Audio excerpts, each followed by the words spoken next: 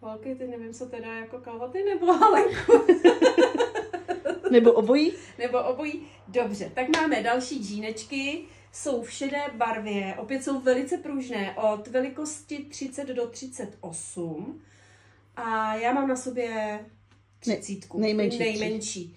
Jo, a jsou pružný, takže no, už tam moc prostoru nemám, ale jsou mi akorát, opravdu jsou, krásně sedí. Krásně sedí, nikde jako mi to neplandá, nikde mi to zase neškrtí, opravdu jsou skvělí. Evička samozřejmě zase ukáže, ta si myslím, že se vejde do té 32. 32, 33, klasika. Takže zase jsou klasika, klasický střih. Zadek nám taky ukáž. Ano jo, no když on je takový... No vyhrň si to trošku. Aha. Jo, no ty sedí krásně, no. Krásně sedí. Takže kalhoty jsou prostě top. Asi si je beru, nebo Maruško, já v nich odejdu prostě. No. Klasika, jako Evička, jasně.